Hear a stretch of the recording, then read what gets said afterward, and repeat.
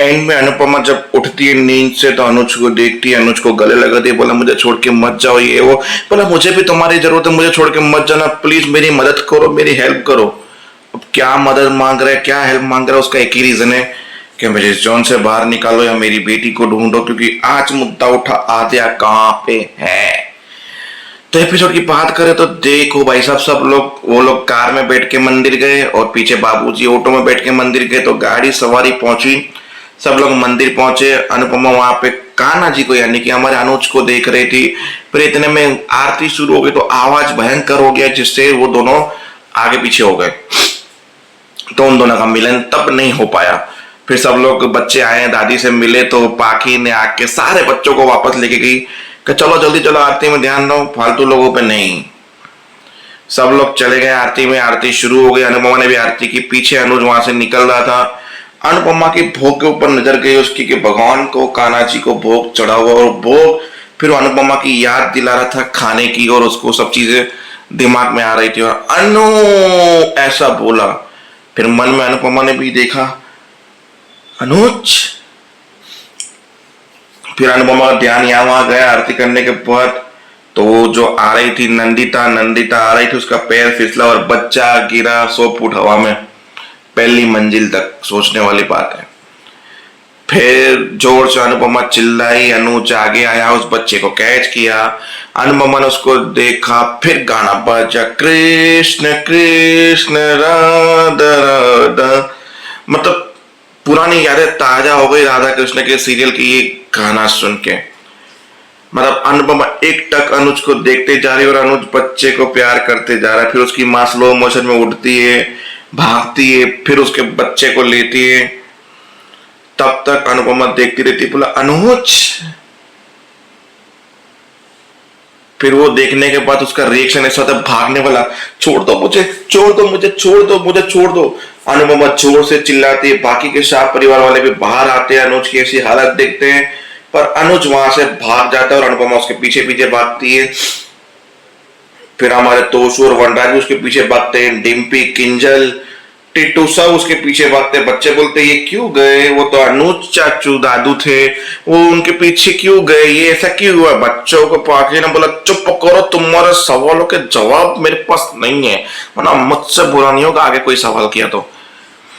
फिर डिम्पी ढूंढी, बोला मुझे टेंशन हो रही, वो अनुज एक बिजनेसमैन थे, वो ऐसे कैसे हो गए 6 महीने में। आई नो कि हम गलती कर सकते हैं पर मम्मी गलती नहीं कर सकती, वो अनुज सर ही थे। फिर आगे और डिम्पी और टिट्टू ढूंढने के, डिम्पी वापस रुक गई, कहीं हम पापा के खिलाफ तो नहीं जा रहे, पापा क्या सोचेंगे। बोला पापा खुद उनको ढूंढने निकले हैं। बोला वो तो उनकी मर्जी है ना, अगर हम उनकी मर्जी के खिलाफ गए तो वो नाराज हो जाएंगे। बोला देखो जिन्होंने तुम्हारी मदद की, तुम्हें उस हादसे से बचाया, ये किया वो। बोला तुम पुराने मुर्दे क्यों उठा रहे हो। बोला मैं इसलिए उखाड़ रहा हूं पुराने मुर्दे क्योंकि तुम एहसान फरामोश हो। मैं मुद्दे नहीं उखाड़ता हूं, कम से कम उन लोगों को याद रखो जिन लोगों ने तुम्हारे बुरे वक्त में तुम्हारा साथ दिया था।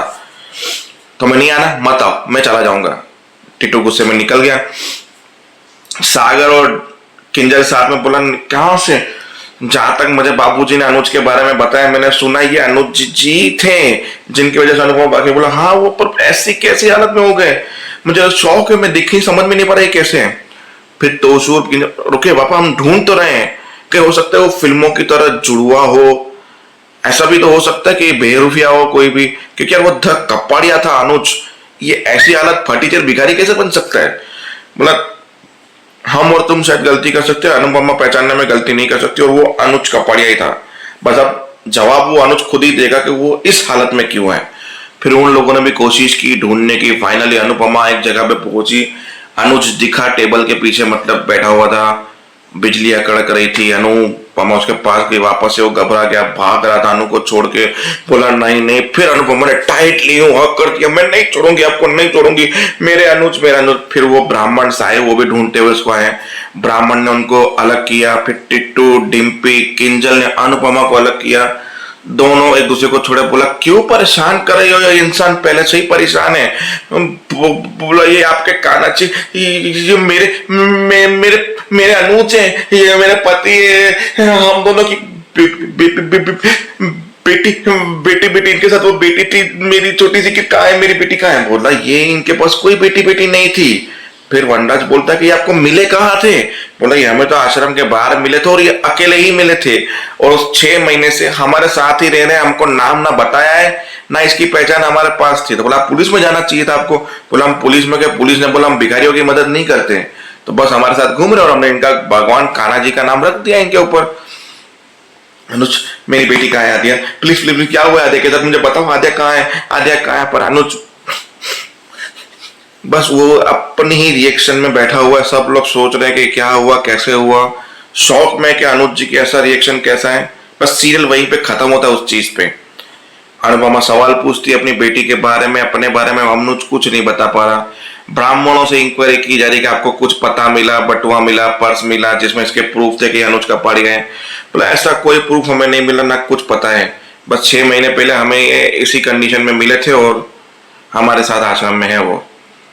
तो बस अब देखते हैं आगे होता क्या है। जय हिंद।